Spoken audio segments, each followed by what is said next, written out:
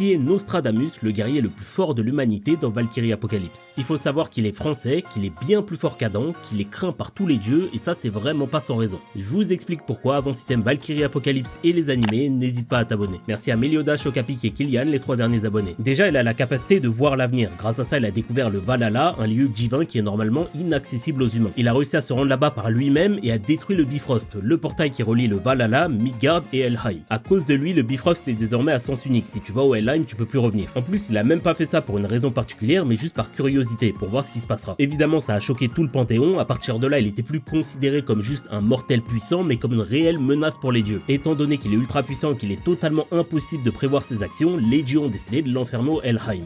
J'ai trop du mal à dire ce mot. C'est la prison des dieux qui est normalement réservée aux êtres les plus puissants. C'est vraiment le seul mortel à avoir été enfermé là-bas. Et il a été enfermé pour son potentiel dangereux, même pas pour ses crimes. On sait pas quelle serait l'étendue de sa puissance s'il décidait de se battre sérieusement. Brunhilde, qui a choisi tous les combattants, le décrit comme super fort alors qu'on venait juste de terminer le combat de Bouddha. Il est maintenant le Joker de l'humanité vu que tous les combattants ont déjà été décidés, mais c'est sûr qu'il finira par combattre. C'est vraiment l'arme secrète dans le cas où ça se termine mal.